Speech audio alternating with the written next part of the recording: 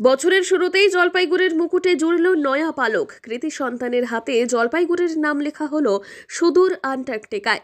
৪৩তম Russian Antarctica অভিযানে নাম লেখা হলো জলপাইগুড়ির ভূবিজ্ঞানীর নাম। প্রত্যেক বছর এই অভিযানে বহু দেশের ভূবিজ্ঞানীরা অংশ নেন, আর সেখানেই এবার নাম উঠল জলপাইগুড়ির ভূবিজ্ঞানী প্রীতম চক্রবর্তীর। আমি হলো ৪৩তম ইন্ডিয়ান সায়েন্টিফিক এক্সপিডিশন টু আন্টার্কটিকায় গেছিলাম। 2023-এর নভেম্বরে গেছিলাম, 2024-এর ডিসেম্বরে সেখান থেকে ব্যাক করেছি। কেন, কি বিষয়? ওখানে হলো ভারত সরকারের তরফ থেকে বিভিন্ন রকম সায়েন্টিফিক এক্সপিডিশন হতেই থাকে এবং তাতে বিভিন্ন রকম রিসার্চ কন্টিনিউয়াসলি চলতেই থাকে।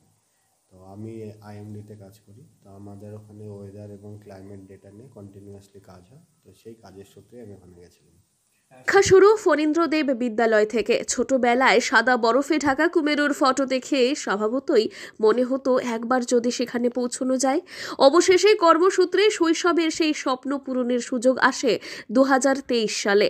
নিজের ডিপার্টমেন্ট ইন্ডিয়ান মেট্রোলজি দফতর আরও অন্যান্যদের সঙ্গে প্রীতম চক্রবর্তীকে যুক্ত করে ৪৩তম কুমেরু আন্টার্কটিকা অভিযানে পাঠ নেওয়ায় 2023 সালে অন্যান্য বিজ্ঞানীদের সঙ্গে একজন বৈজ্ঞানিক সহায়ক হিসেবে সুমেরুর বিপরীতে কুমেরুতে পা রাখে জলপাইগুড়ির এই কৃতি সন্তান। অভিজ্ঞতা বলতে এক কথায় অসাধারণ অভিজ্ঞতা, যেটা ছোটবেলায় শুধুমাত্র বইতেই পড়ে এসেছিলাম, যে পেঙ্গুইন, সিল বা স্কুয়া, সোমোপেট্রাল পাখিদের কথা বা অরোরা, সেটা ওখানে গিয়ে ওই এক্সপিরিয়েন্স করার অভিজ্ঞতা অসাধারণ। বিশেষ করে অরোরা অস্ট্রালিস, যেটা গোটা আকাশ মনে হয় আলোর চাদরে ঢেকে গেছে, অন্ধকার আকাশ। অসাধারণ অভিজ্ঞতা ওটা।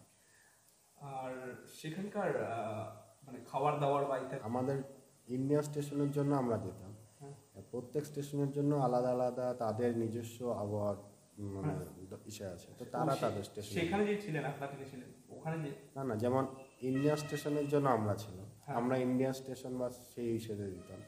রাশিয়ান স্টেশনের জন্য রাশিয়ান মেট্রোলজি ডিপার্টমেন্টের লোকেরা ছিল, তারা ওখানকার দিত। চাইনিজের তারা ছিলেন, তারা দিতেন। কেমন লাগছে সেখানে? সেখানকার ওজন স্তরের বৈজ্ঞানিক বিশ্লেষণ করাই ছিল এই অভিযানের অন্যতম লক্ষ্য। 400 দিন কাটিয়ে 2024 সালের ডিসেম্বর মাসে জলপাইগুড়িতে নিজের কর্মস্থলে ফিরে আসেন তিনি। ছোটবেলায় ফটোতে দেখা পেঙ্গুইনের ছবির সঙ্গে বাস্তবে সেই স্থানে দাঁড়িয়ে ওদের দেখা সেই অভিজ্ঞতার কথা বলতে গিয়ে আসলেই প্রীতমের চোখে মুখে ফুটে ওঠে স্বপ্ন পূরণের সন্তুষ্টি। ছোট শহরে থেকেও আকাশ ছোঁয়া যায়। জলপাইগুড়ির এই কৃতি সন্তানের স্বপ্ন পূরণের খবরে আগামী প্রজন্মের আরও অনেকেই এমন স্বপ্ন দেখার সাহস পাবে, সেটা একেবারে নিশ্চিত। জলপাইগুড়ি থেকে সুরজিৎ দে রিপোর্ট, লোকাল 18 বাংলা।